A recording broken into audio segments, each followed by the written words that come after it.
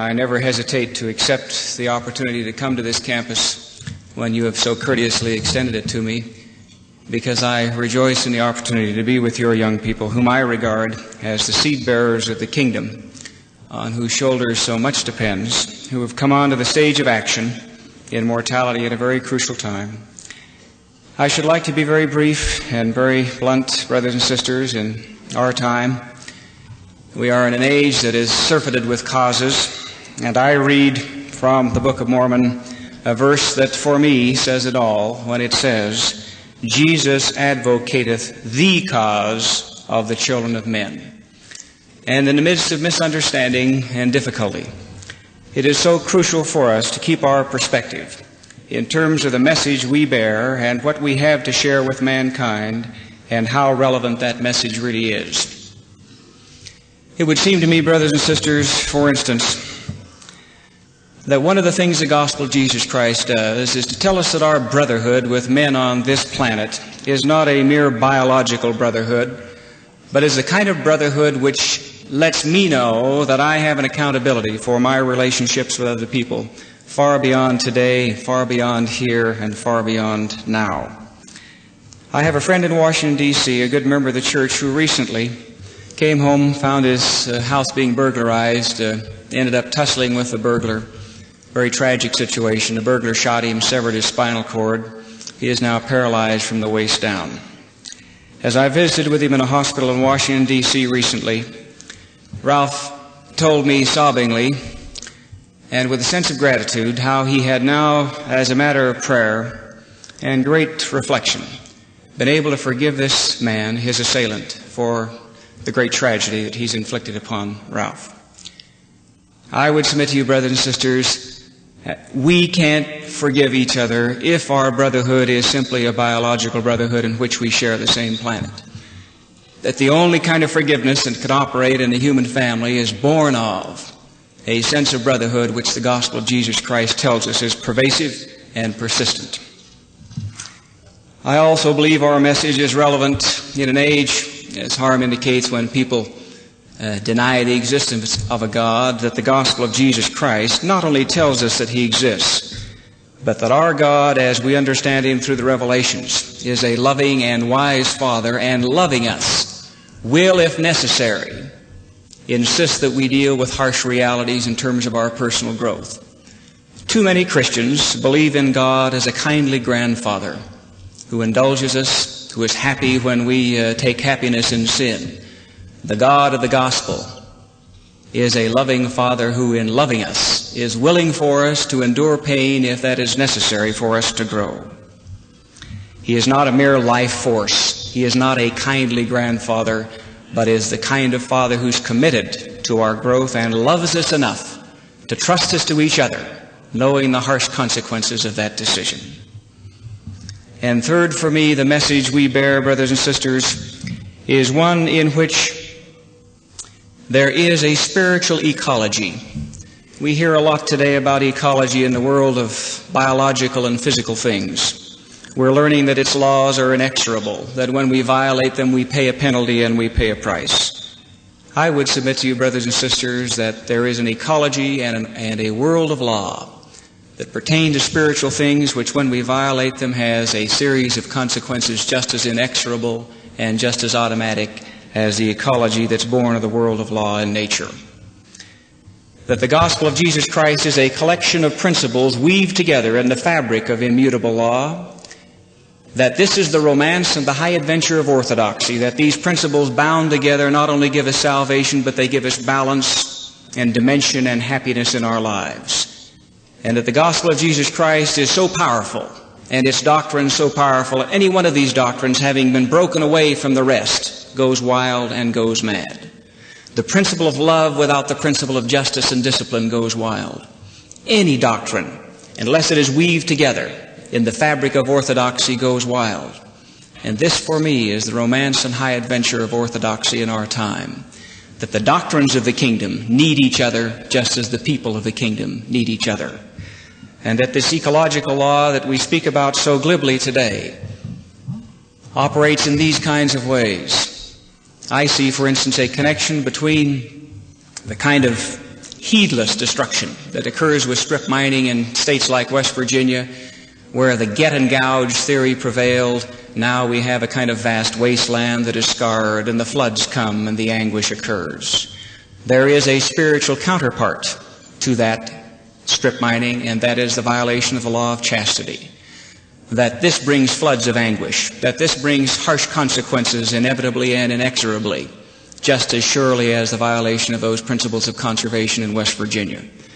And this means, brothers and sisters, as the Book of Mormon indicates, there are transcendental implications with the doctrine of chastity. For as Jacob writes, in a time of gross unchastity, many hearts died and were pierced with deep wounds. We don't understand all of these laws that operate in the world of spiritual ecology, but they are there. We find, brothers and sisters, I think, other counterparts. We worry about pollution, and rightfully so. But a home in which there is not love pollutes society just as surely as we pollute the airs and streams around us, and people further down pay a price.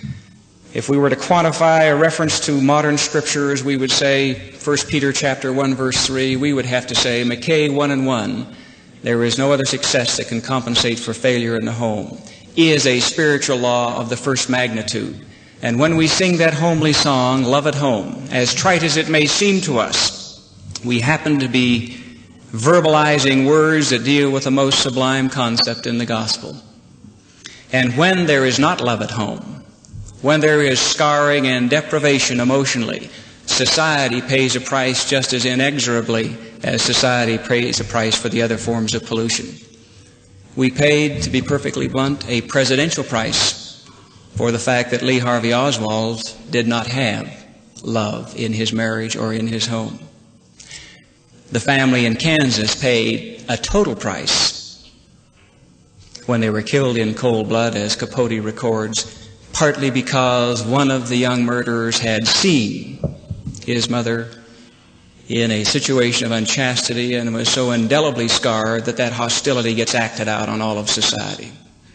When there is not love at home, we are then punished by passivity or hostility, brothers and sisters, and society pays a price just as we pay it when we pollute the world in which we live in other ways. We talk, and the young are rightly concerned, about violence in terms of war. What the gospel does, if one understands its ecology, brothers and sisters, is help us to balance considerations. The violence of war is tragic. So is the violence of alcoholism. We've killed 40,000 Americans in Vietnam in 9 years. During those same 9 years, 250,000 Americans lost their lives in highway accidents that were related to alcohol. If we're against violence, then alcohol is obscene in terms of its harsh consequences for the human family. That too is a law. My sister teaches in a school district where she occasionally has children who come from homes in which there is alcoholism. Last year had 2 or 3 children who were beaten pretty regularly by their parents, came to class puffed up, abused. I'm not sure there's enough love in the world, brothers and sisters, to save those kids. These kinds of concerns are part of the gospel, and when we say that Jesus advocateth the cause of the children of men, we should mean that whatever it is in the gospel that he tells us to do is productive of happiness here as well as salvation in the world to come. We're rightly concerned with reforming and improving our institutions in society. The gospel says we begin at home, in the American home. If we fail there, it doesn't matter much about the form and content of our other societal institutions. In the spiritual ecology, we have in New York City 1 million people on welfare. It's out of control. Now, we know from the gospel that when we use a dole system, it doesn't work. I admire those outside the church who frantically search for remedies to the major, massive social problems of our time. I admire their heroism and their sincerity.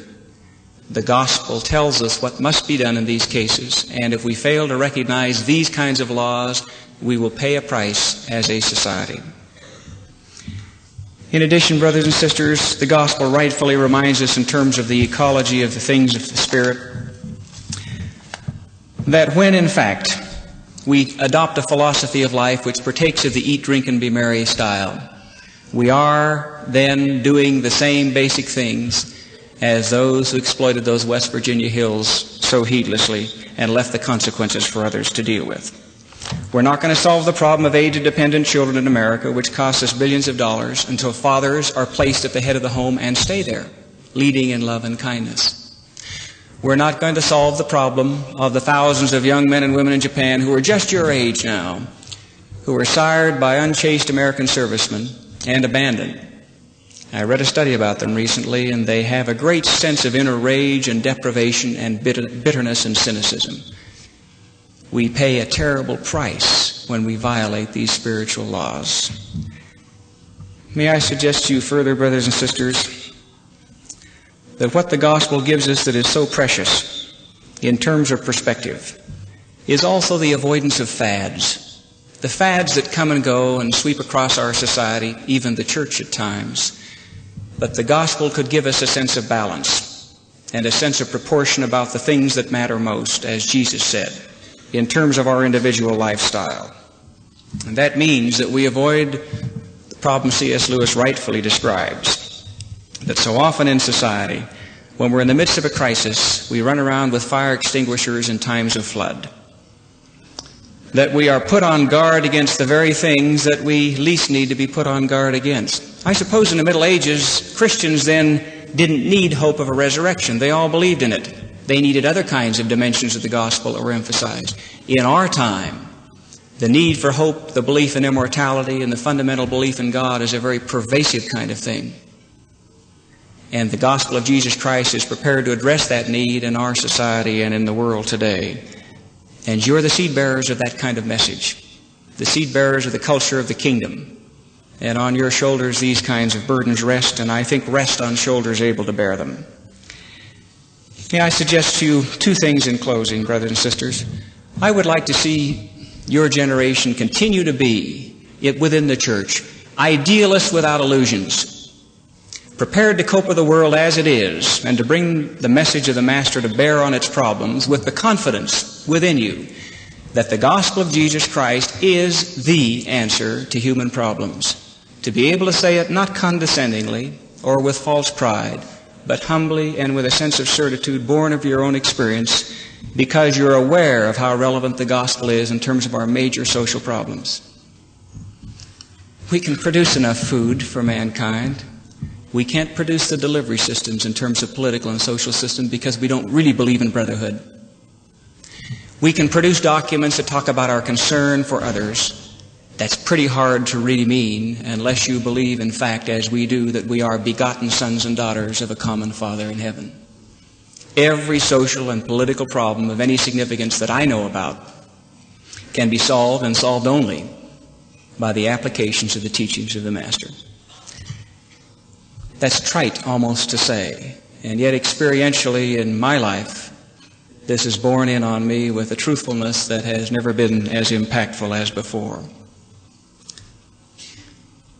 I believe, brothers and sisters, that one of the things the church does for each of us, and any institution, though it's perfect in terms of its doctrine and its divine leadership, filled with people like you and me, is going to be imperfect in some of its dimensions.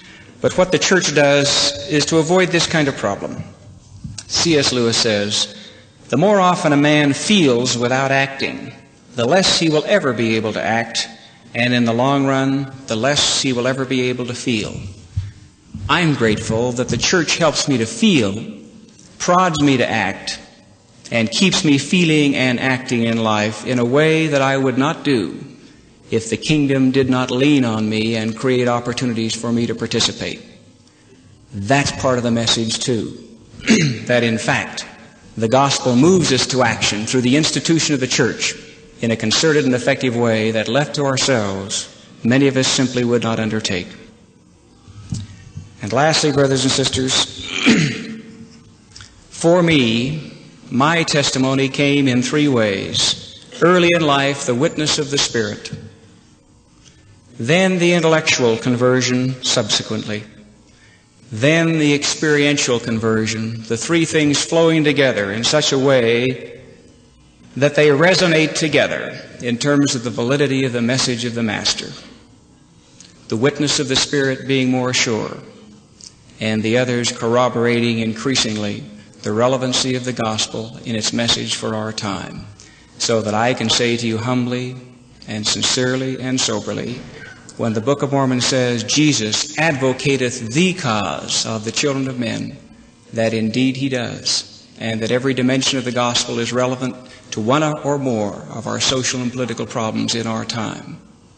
It is your generation more than any preceding generation that must make this application, that must articulate the message to be articulate Mormons in terms of a doubting and skeptical world, in a lonely world filled with fear and difficulty and turbulence. You can't do this without the inner peace the gospel brings. I salute you as a generation that matters. You're much like the Spartans of ancient Greece, who were gathered along with all the other tribes of Greece into a great amphitheater. An old bent man came into the theater looking for a place to sit down. There was no seat left. No one rose to offer him a seat as he moved from tribe to tribe until he came to the Spartans. And they rose as one, offering him a place to sit down. And the old man in a quiet voice said, "All Greeks know it is right, but only the Spartans do it." Most Americans know it is right. Be the young Latter-day Saints who do it and who lead the way. You have my confidence and my witness as to the truthfulness of the work in which we're engaged, and that it will prove increasingly relevant to every social problem you see in the headlines of today. May God bless you to that end, I pray. In the name of Jesus Christ, amen.